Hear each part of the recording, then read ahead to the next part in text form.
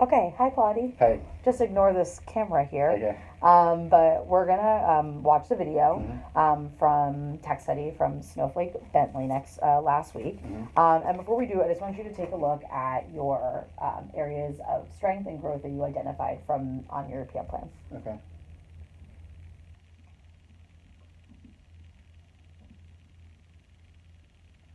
Gotcha. Cool. I always want to make sure that like if in the video we see your areas of strength or growth come out, that we like name that. But it's possible when you view the video, what you'll see is like not related to this and something else you want to work on. That's cool too. Gotcha. Okay. Mm-hmm. So I'm gonna start the video and just feel free to like pause it when you see something that you want to share with me. Okay.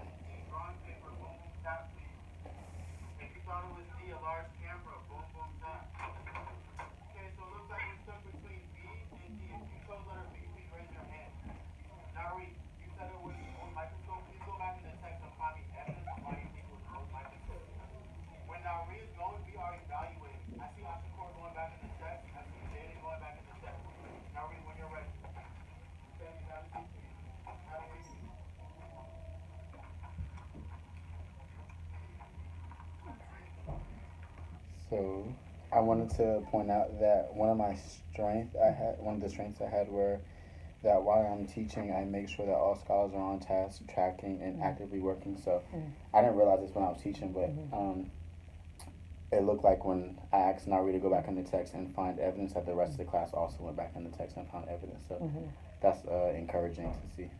Definitely. I'm glad that you highlighted that.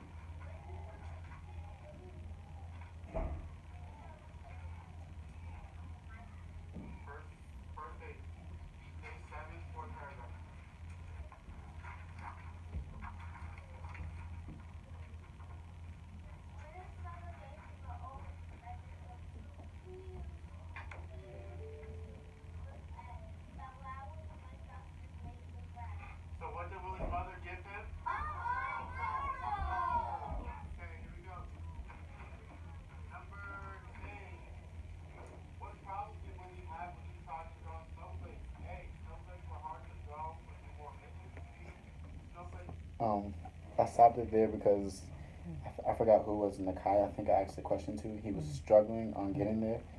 So if we're responding to what kids say and do, Nakai was struggling. So I pointed the kids back to the text and where in the text it could be found. I didn't give them the answer, but I knew that he didn't know where to go, so I pointed him in the right direction. So I think I did a good job of responding to what kids say and do. How do you know that Nakai got it after that point? Um, well, I don't think I went back to Nakai, so that's probably something I could have done different. I could have. Oh, you're right. I did a call and response, so I did.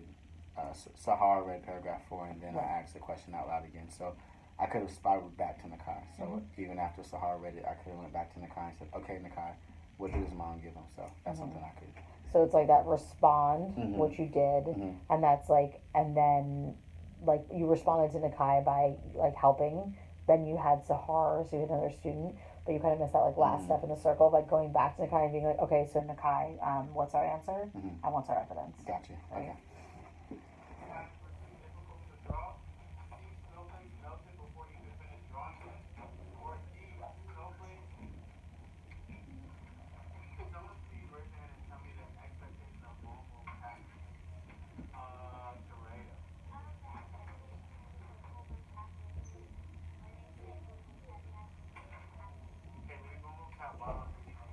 How, how does that, what we just saw here, fall into your 100% here?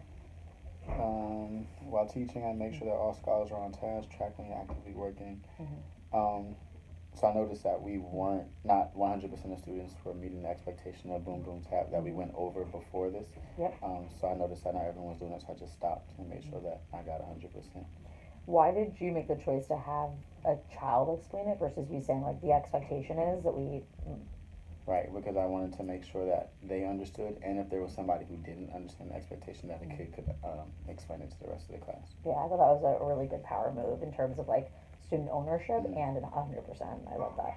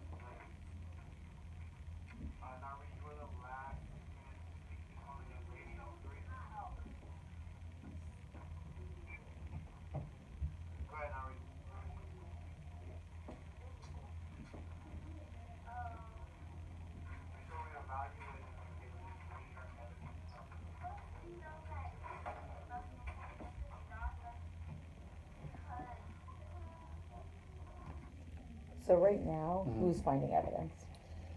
I'm not sure who I called on. Kaylin. Now recall on Kaylin. Okay. Right?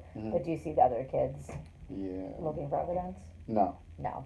You preempted them. You said like you're gonna evaluate, but in the beginning you pointed out that when Nauri was going, everyone looked for evidence, which is great. Gotcha. But I'm not seeing that happening here. Gotcha. Right? What do you think of that? Yeah. So I think that I could just even do a quick hit. Remember, even while Kaylin's looking for evidence, we're all looking for evidence, so that way we can evaluate. I can't ask them to evaluate if they're not looking for evidence. Right. And what would be the impact if everyone was doing it? Then we'd have 100%, and then everyone would get to the answer or what I was looking for. Yeah. More kids thinking. Yeah. Right. Beautiful.